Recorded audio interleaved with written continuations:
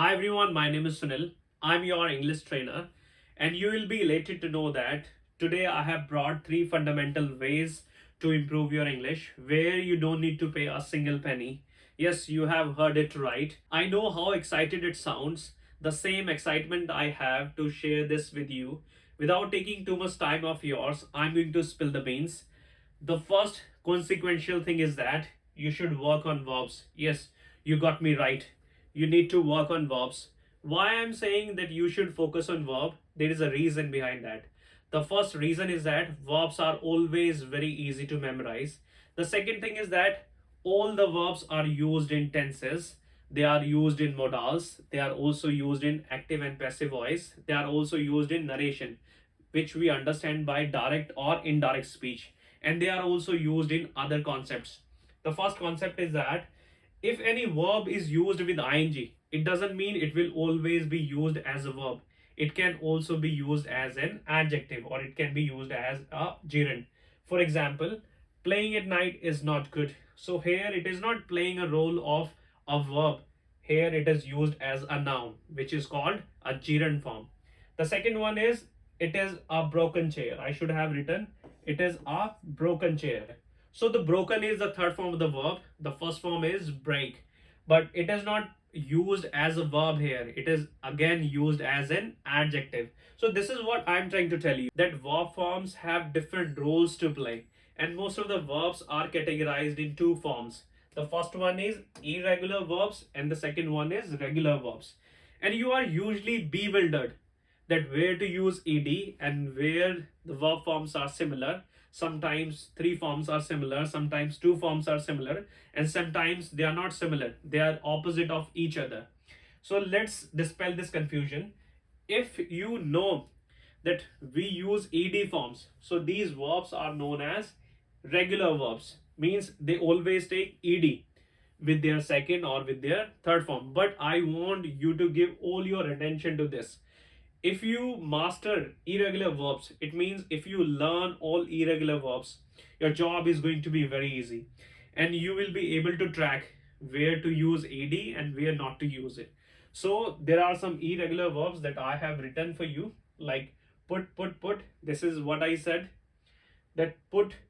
The three are similar, but here go, went, gone, they all are different. But here run, ran, run, here they both are similar, but here beat, beaten, so they too are similar. So like that, there are some irregular verbs that you have to memorize. You can do it on a daily basis. You can choose two or three or five according to your capacity or according to your need or your interest. So there is a list of irregular verbs. You can Google that and you will find them so easily. That's why I'm telling you, don't need to pay a single penny. So this is the first concept that you need to work. The second thing is that is key for you to improve your English. That is the questioning part. And I hope you must have understood.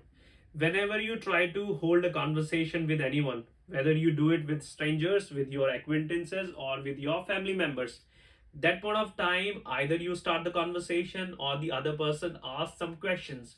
So you need to work on your questioning part. If your questioning part is strong, you will know what to ask and you will also know how to answer.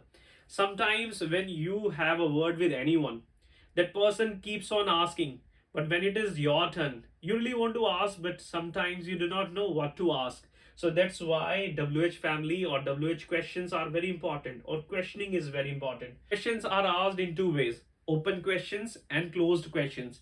If you answer any question with WH family, so they are known as open questions. But when you use questions without WH family, they are called closed question.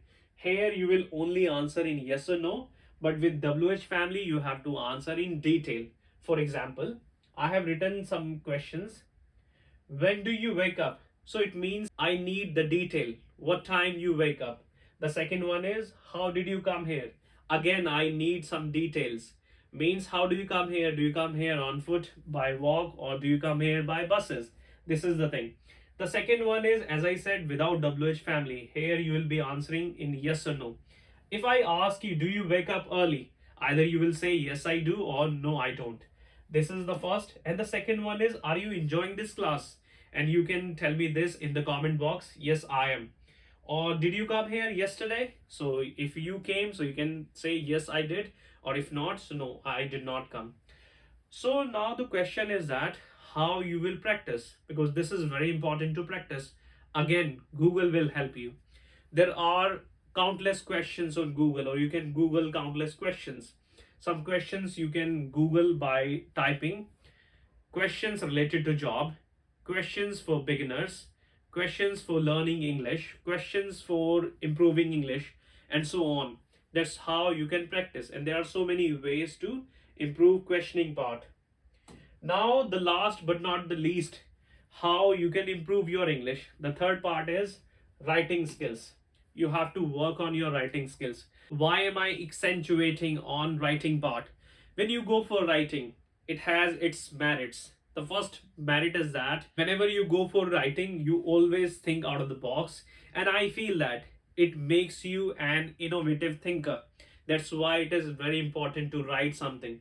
You can write one page or you can write 50 words, 60 words, according to you. Initially, you are going to find it mundane, but once you spend some time, you will find it stimulating. The second benefit is that when you go for writing, it will help you to improve your spelling mistakes. And the third one, which I personally like very much, it will help you to improve your handwriting. If you write a page, if you write half page a day, it will really help you very much. Sometimes we do not know what we need to write. I'm here to tell you that you can choose any topic. That some of the topics I have chosen for you.